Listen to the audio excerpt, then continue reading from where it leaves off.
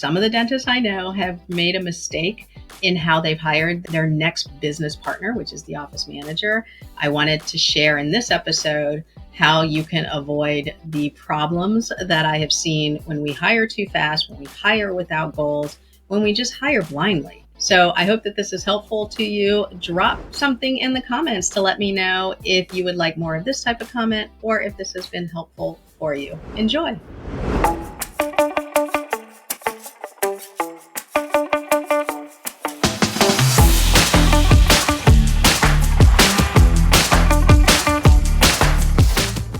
Welcome to another edition of Nobody Told Me That. I wanted to share some thoughts on a very common request that I'm getting in my email, which is, hey, I need to hire a manager. So it got me to start thinking, because I know that there are a lot of great managers out there. I know that there's also a lot of people out there that I've run into that really shouldn't be managers, and I'm not trying to be disparaging here, but some people just aren't cut out to be a manager. There's a lot of skills, soft skills, knowledge skills that come with that job description. But let's take it from a hiring manager point of view. As a dentist, as a business owner, maybe you're hiring somebody to be your replacement as a manager. So what is it that I think you could maybe do a little bit wrong if you did take on this task? So when you hook into somebody who's really great and you feel it, it's hard to argue with that, right? I hope that you're nothing but blessed with that type of hiring decision where the person walks in and you know for sure that is the kind of person that you want in your office. That's the kind of person that you want to spend a lot of time with, because you will be spending a lot of time with that particular person. Make no doubt about it. So another aspect of this is this somebody that you will be able to trust your office with? Now, that is something that I think a lot of people do not really pay attention to, is that you are going to be trusting the guts of the practice to this person, right? So, and also the livelihood of the other people in your practice, the existing employees. Now, this person is going to have a huge part in whether or not they succeed in their own financial goals, because the health of your practice is going to depend on you and this person. So all that being said, I hope that you have nothing but great feelings about people that you interview. But let's talk about some of the mistakes that I've seen when it comes to hiring a manager. And I'll tell you what, the very first mistake that I see, and this is a big mistake that I think we can apply across the board though, but ignoring your gut feeling. So I've been in the middle of hiring, but I've helped a lot of dentists hire. And the one thing that I will hear back from them afterwards is, there was just something. I should have listened to myself. I should have just paid attention to that feeling. I just had a feeling something was off.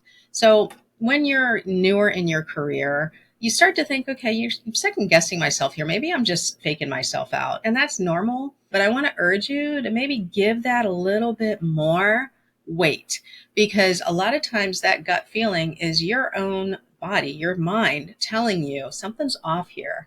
And we have to pay attention to that in almost every setting, whether it's our own personal safety or our mental safety. If you think about it, having to work with somebody that may give you a harsh vibe after a while. So think about that. If they're already giving you a vibe and it's not a great vibe, then we definitely need to really trust our gut when it comes with that. As a new manager, I really had a hard time trusting myself in the very beginning, because I tend to think that maybe I'm being a little overly critical. I'm a little bit of a perfectionist, right?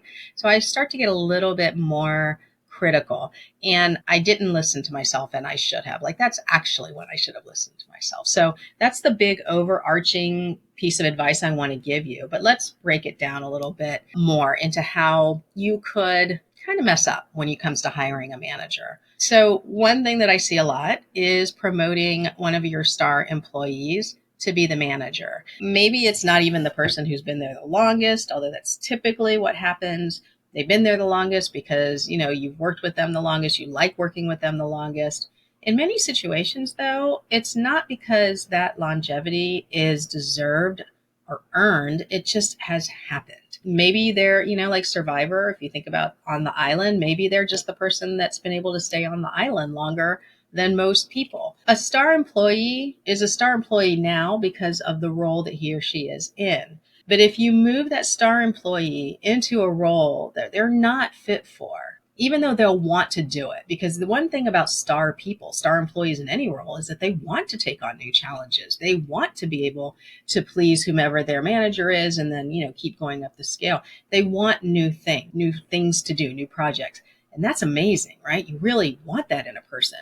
However, that eagerness to say no and excel could lead them to take the job, even though they're not really a fit for the position.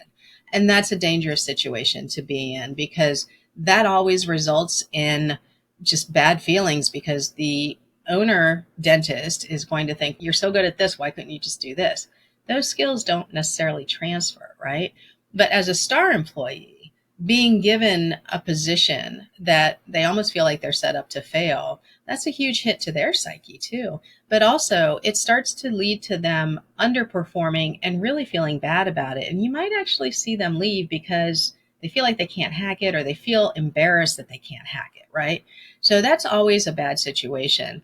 There's usually a mismatch in that situation. There's a mismatch between their skill level and what you actually expect for the person that's going to be taking this job.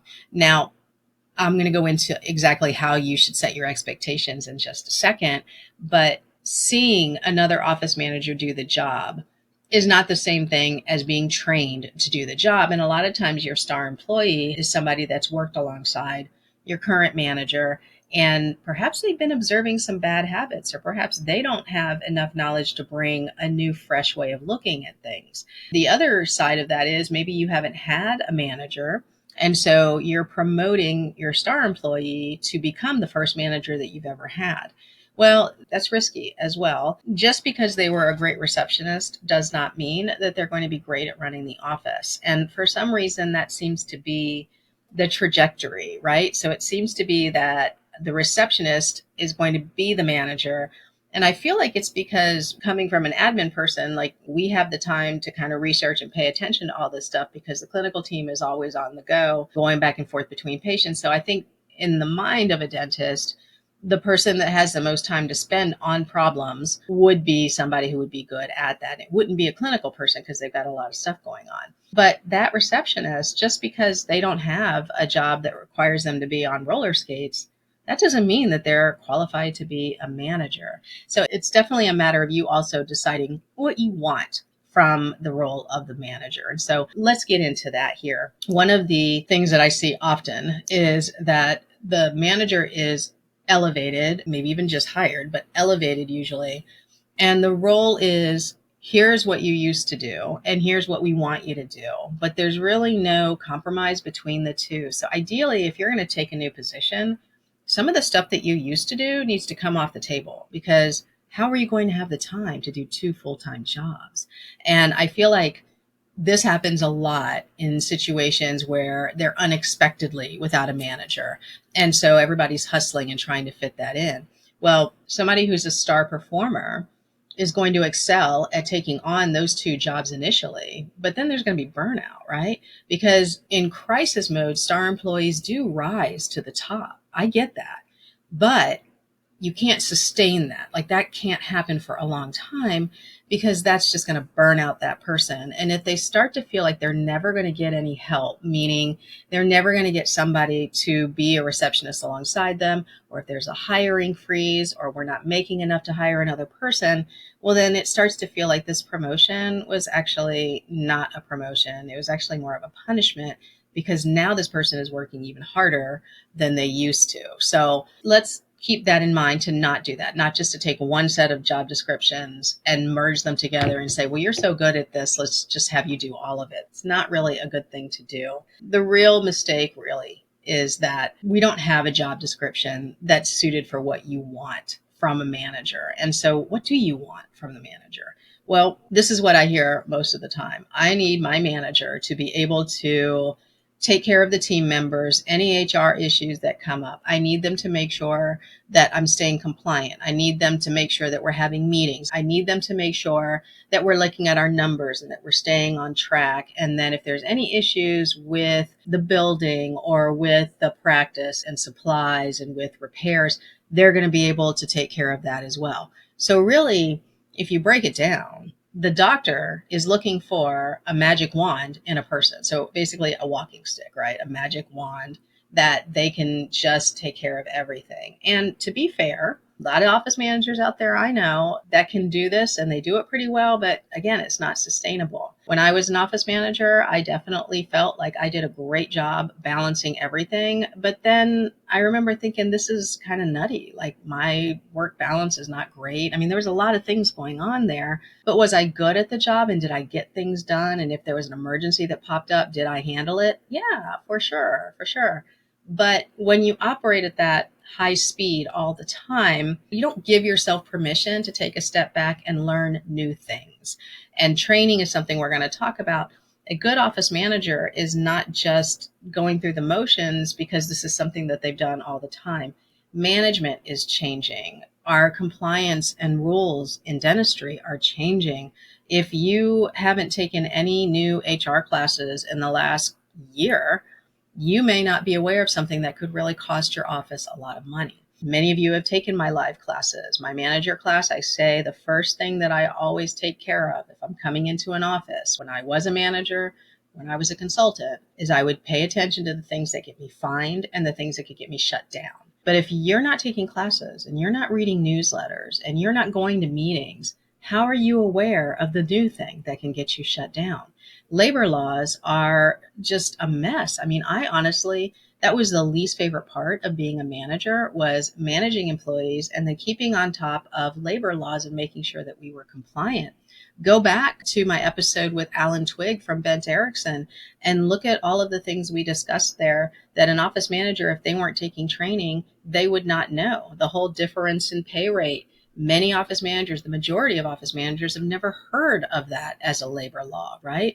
So it's definitely not something that we just learn from sitting there at the desk. We've actually got to go out and seek out the knowledge and seek out new styles of leadership, new ways of having communication with our team members. Not all of us are born communicators. Not all of us know what to say in all types of delicate situations. Some of these are learned behaviors that not only could the manager benefit from, but the owner doctor could benefit from. And I definitely note a lot of managers who are also spouses working in the office. And that's a whole different layer of having to have good conversational skills ready to go, because there's always a lot of just behind the scenes stuff going on there. And just a big shout out to the dental spouses who do listen to this program. I know it's hard. It's hard to be a dental spouse in the office. And for those of you who are thinking, wow, I can't, like, I would never work with a dental spouse. Listen, there's a ton of dental spouses who aren't good at the job, but there's a lot more managers who aren't good at their job, just looking at it from a numbers point of view, right? So maybe you hooked into an office where it was a bad situation, but don't judge all dental spouses by that. The majority of the dental spouses that I have met, known, have had the pleasure of coaching over the years are amazing at their jobs. And the one thing that I'll tell you, not just spouses, but managers, the ones who are doing it really well, they have this attitude of, I know a lot, but I don't know it all. And I think that's really important for you to stay humble on that. You know, I get told a lot, you're at the top of your game with insurance, you know everything, everybody goes to you for insurance. And I just kind of laugh it off, because as much as I know about insurance, there's people out there that when I talk to them, I go, whoa, I didn't know that. And then I'll say something and it's the same for them. I cannot assume that I know everything in the game, because I would be dead in the water. None of you would listen to me talk because I would be antiquated within a year. My advice would be terrible, right? And it's the same thing for being a manager. We have to assume that our knowledge base today is going to be slightly different in a year. And that's not a bad thing. That just means that we have to keep on top of it, right? Let's go back to the job description that I was talking about here. So some of you, when you go back to your office after listening to this, you take a look at the job descriptions for the manager.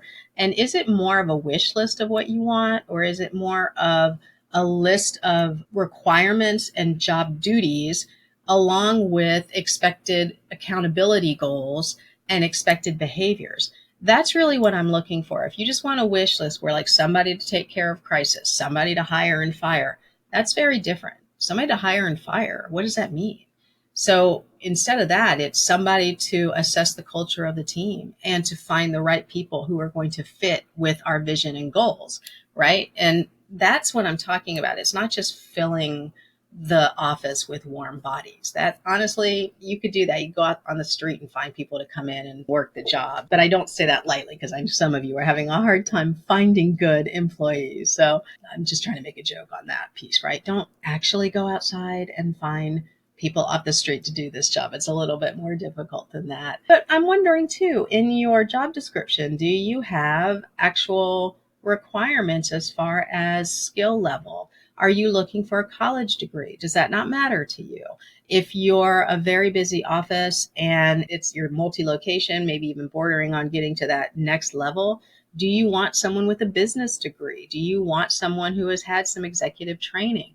What is it that you're looking for? So I've met a lot of office managers who have no college degree, but I've also met a bunch that do. And it's going to be up to you on whether or not that's something that you would want in your office. I even met one doctor who said, I need them to just complete high school. If they can't complete high school and they're looking for a job, I have to wonder why. And we have a conversation, but pretty much that's his line in the sand, because he does believe that he's willing to invest in sending his manager, a person who's going to be taking care of his practice, he's going to invest in that. So it's been a little bit since I've checked back in with that person, but I definitely think he would have reached out to me if he still had some issues. So I'm pretty sure he's doing okay right now. What else are we looking for in this job description? What about decision-making capabilities, right? So that's something that when you interview them, you're going to have to ask them specific questions. What would you do in this situation?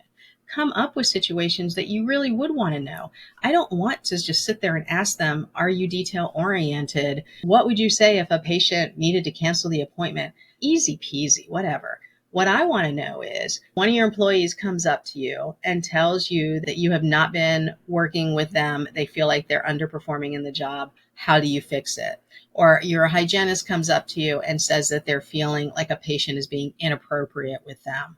So what I'm looking for with those answers is if the person feels confident enough to tackle it, then great. But if they're not confident enough to tackle it, I really want them to tell me, I haven't had that kind of training before. This is what I would do. Please let me know if that's not the right answer. And somebody with a real good sense of, self-confidence and confidence in the job, I think they'd be able to say that to you. And I actually would appreciate that kind of candid talk with somebody who I'm interviewing.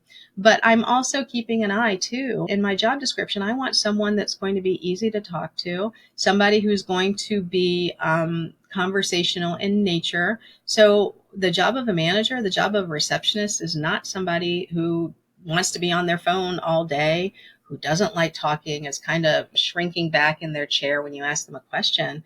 I need somebody who's going to come in, hey, how you doing? Stick out their hand, shake their hand, big smile on their face.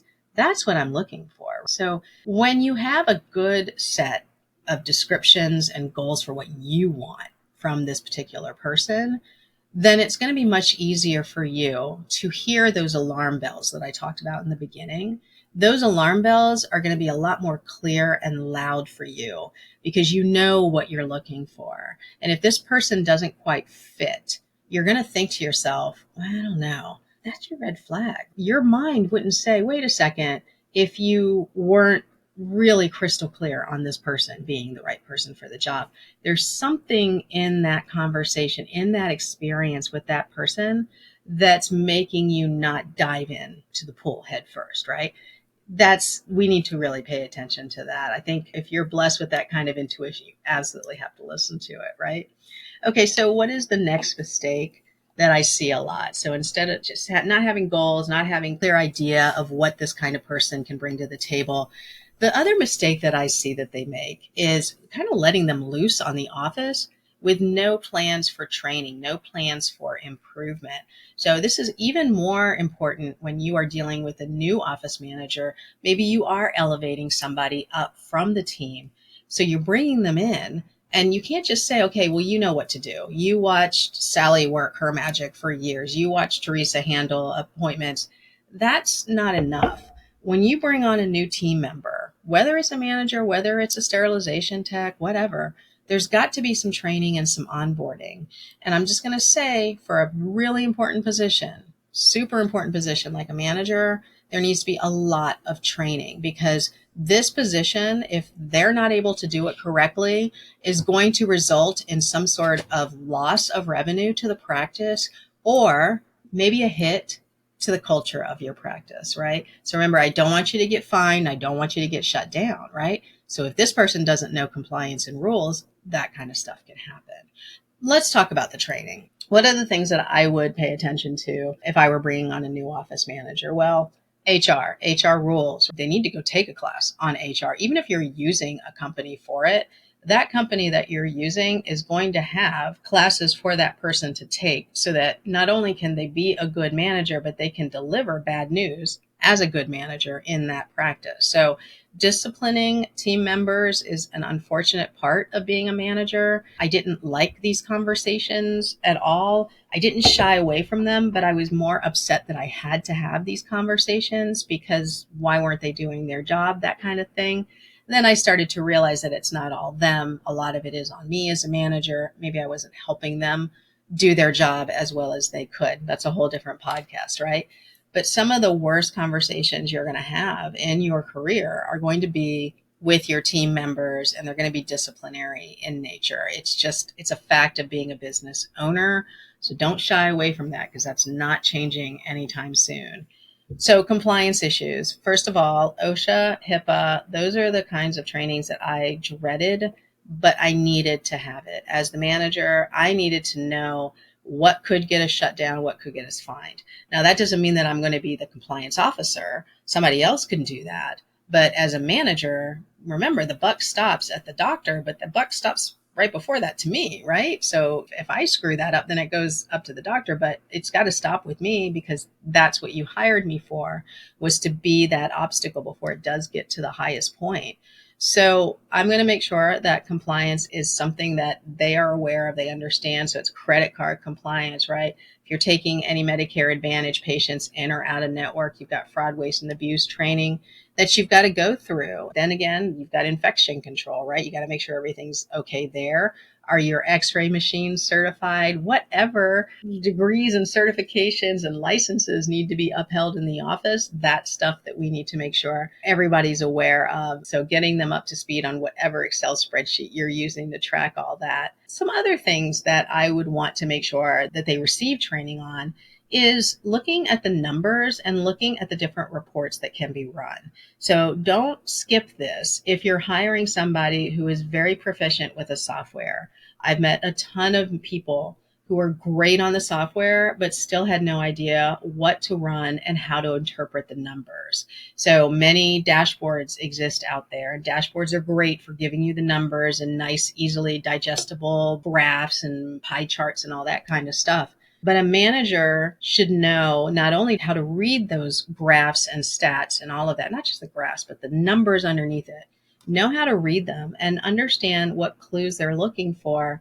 to show us where we have opportunity for growth or where we're missing the mark and something's going wrong. Many managers, dentists, are looking at the dashboards just to see if they've met goal, just to see if they're keeping up with the benchmarks that are out there, right? I'm not worried about that. I really need to know whether or not the numbers are reflective of success in our practice. And that's something that you as a business owner are going to have to define. Whether or not you work with a consultant or whether or not your CPA is the one who gives you those numbers, there has to be some level of financial success that you would want to measure. And your manager has got to know how to run the relevant reports and read them. If they aren't aware of how important that job is, then how are they going to be able to spot the issues before they come up? And so I'm going to say it again. Just because the manager that you're hiring says, yes, I've worked with such and such and we paid attention to the metrics and the numbers, follow up that question with, what are some of the numbers that you looked for that would give you clues to issues in the practice? And then sit back and be quiet and let that person wow you with the amazing things that she looks for, right? If he or she is like, oh, well, we just make sure that we're hitting 98% collections and we make sure that we have a full schedule 4 months out, that's just making sure that numbers don't miss or that pie charts don't turn different colors. That's not somebody who's really making sure that the wheels are turning and that there's no cracks that are going to pop up. That's what I'm looking for. Somebody who really knows more than just numbers. So I'm also looking to give them some human resource management skills other than the HR. I just want to go back real quick on that. The soft skills piece is very important. I need to know that this person is going to be able to give good guidance in a great way, not just, hey, you need to do that better, or we're going to fire you next time. That's definitely not a good way to run a practice. But I also need to see, aside from the soft skills, the emotional intelligence piece of it, I need to see if they're good at problem solving. I need to hear that from them. So give them some issues in your practice and see how they would have handled them. We've tried for years to implement block scheduling, if that's something that they say they have experience with. We've had a hard time with it. Why do you think? Let them answer you, right? There's no set rule on what kind of practice management questions you can't ask a manager. So there's rules you can't ask about HR, right? Can't ask if they're pregnant, can't ask if they're disabled, all that kind of stuff. But the practice management rules are not off the table. So what would you do if you saw that we had a full week of nothing but cancellations? How would you tackle that problem? Sit back. Let them come up with the answer and let them tell you how they would handle it. If you don't like that, then dig a little bit deeper, ask a follow-up question. But I guarantee you're either going to be pleased that they can problem solve that, or you're going to be annoyed that they're missing the total big picture that you have already identified in your practice, right? So that's a good way of kind of bringing to the forefront whether or not this person is going to be complementary to your way of running the practice. And to be clear, I don't need somebody that's going to be your clone. In fact, it's good if they're not your clone. There's got to be some differences, but bringing in somebody who's completely opposite to how you think is not going to work. That's not going to work. Don't say, well, opposites attract. Maybe we'll be able to have her point of view and my point of view. And just trust me on this. It's not going to work because when you're that far apart, it's so hard to compromise. And you, as the owner of the practice, actually know your practice better than this person. So I'm going to trust your point of view on how the practice should be run a lot more than this person. Now, in 2 years, if he or she comes to you and says, we've done it your way for this, would you entertain us shifting gears and tackling it in this manner? They've earned the right to do that. It's not much different than a consultant coming in and only after one day of meeting your team wants to implement a whole ton of new things. That's not going to work either. So this person, in order to make big sweeping changes, has to actually earn the right to do that, because those changes should be suggested knowing the culture of your team, the makeup of your team, your outlook, your demeanor, all of that. Okay, so that's definitely just a small bit of what I would make sure that you're focusing on as far as training. And what are the resources for this? Because that's something that I get all the time is, hey, I've got this office manager. I want to make sure they're the best at the best. And where do I send them for training? Well, there's so many webinars out there, so much education out there that if your office manager, your new one, isn't taking classes, webinars at all, I would be a little nervous about that. It's available, right? A gazillion years ago when I was an ancient office manager, well, I'm ancient now, I guess, but when I was a young office manager, we had to actually go to meetings. We had to wait for the dental society meeting. There just wasn't webinars and there just wasn't study clubs everywhere. And it was kind of hard. It was hard to get that kind of education, right? You had to buy big manuals and you had to buy recordings and listen to them and all that. It was not easy. So now a manager who is not seeking out knowledge, not watching some YouTube channels, not watching or taking webinars and coming back and telling you about them, I'm wondering what it is that that manager thinks they have nailed so far that they don't need to improve their skills. So I'm not saying they all need to be CE junkies. That's not what I'm saying. But an office manager who hasn't taken any kind of update or class or webinar in a year, I would have a hard problem with that. I really, really would. There's ADOM, of course. There's the American Association of Dental Office Management. Lots of webinars and classes available there. They have the annual conference, but that's not even the bulk of it. The bulk of it exists on their learning library. So as a member, you have access to that. I have a couple classes there as well. Lots of you have had me work with your managers, not on a long-term basis, but you can hire me for 1 hour strategy sessions, and you can do that once a month, twice a month if you need to. Not more than that, because I need to be able to give you guidance and have you implement it, right? But sometimes all your managers need is a little bit of a kickstart to get things going. So that can happen with me, but also my friend Michelle Affinado has an amazing boot camp for new managers. And so I'll put all that information in the show notes. There's a lot of podcasts out there that give great information, not just mine, if I could be so brave in saying, but there's a lot of podcasts out there that give good information.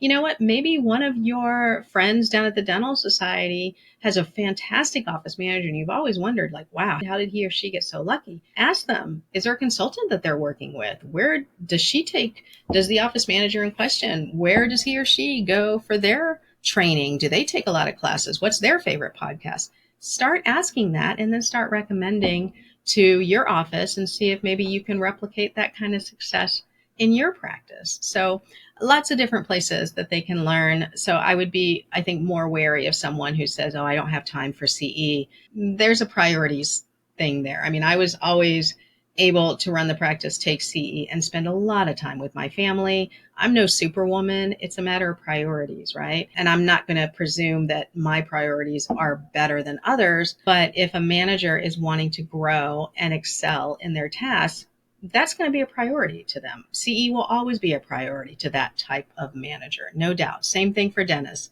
A dentist who wants to improve their clinical skills will always be part of a study club or part of a curriculum or an academy or something. So let's wrap up here with talking a couple quick summaries here from this whole conversation. I sort of gave you a mini class in how to not hire an office manager, right? Like the mistakes that you're going to make with them. I want to tell you is trust your instincts, right? Listen to that little gut feeling. If you're going to hire from within, just make sure it's the right person. Not everybody is going to be good for this job. Just because they're great at one thing doesn't mean that they're great at another. And let me just make the equivalent here for my clinical people. Just because you're really good at cutting a crown doesn't mean you're going to be really good at that molar endo. It's just, maybe you are, maybe you aren't. There's going to be preferences on how good you're going to do on a procedure because you're going to like one procedure over the other. It's going to be the same thing with bringing somebody up from a different position to do this position. So, but the benefits of hiring a good office manager absolutely outweigh a lot of the bad that has happened in the past. And you're going to mess up. You will hire somebody you're not going to like at one point in your career. It's just going to happen, right? As a business owner, you're going to learn from that, right? So don't throw the baby out with the bathwater. There are going to be great benefits to hiring a good office manager. Your practice is going to run much more efficiently. It's going to hum along like a good machine, right? And that's what you want because as a clinician, you have other things you want to do. I understand that. As a manager for a very good clinician, I knew that his heart wasn't in running the practice, and that's why I was there. So that was my goal, was to take a lot of the stress off of him in that area, right? That person is going to be a good fit for you, kind of the yin to your yang type of thing. You're going to run the practice together, and that's going to have a good impact on patient morale and also your employee morale. Patients like coming into an office they feel where everybody likes each other. Believe me, patients know when people in your office don't like each other. Trust me on this. They know. And so if everybody gets along and the office really likes working with each other, man, that's such a good feeling to walk into that type of office. And when you have all that running along and things are good, then you have the potential for increased profitability. For better run systems means more profitability, efficiencies, all of that. You're going to feel better with your decision to hire this person. And guess what? That leads to increased confidence for you. So you as an owner doctor, you as a hiring manager, every good hire that you bring on is like, it's a score. It's a confidence builder. And so I hope that this year is filled with nothing but confidence builders for you. I hope you have a whole team of superstars that you are able to work with. And just rest assured that if you get a clunker in the bunch, and you will, you get a clunker in the bunch, that clunker can go. I don't care how important you think that clunker is. The clunker can go. There's so many other fish in the sea. And I know it feels like it's almost impossible to hire people nowadays, but that should not ever be your reason for letting someone go. That person is going to cause more damage to your practice and to you and your confidence as a leader than if you were to kick them to the curb and operate at a little bit of a staffing deficit. I would rather see that than you continually taking the hit of working with someone that you absolutely don't want to see on a daily basis. That's terrible. It's a terrible situation. I did it for years. My bosses had to do it for years for people. I mean, I get it. Lots of my clients, I can't believe some of them, I used to walk into the office and they would say, you know what, she's my manager, but she doesn't do a good job. Well, how long has she been here? I don't know, 5 years. I wish she would go. I wish she would quit. I'm waiting for her to quit is what one person said. And I thought, wait a second. This is your practice. This should be like the thing that you get excited about, getting up in the morning and walking into the office and saying, I'm here. This is my home. But for that person and for many dentists, that's not it. But what I want you to do is think about this podcast when you go to hire somebody, when you go to bring on somebody who's going to be your partner in running the practice.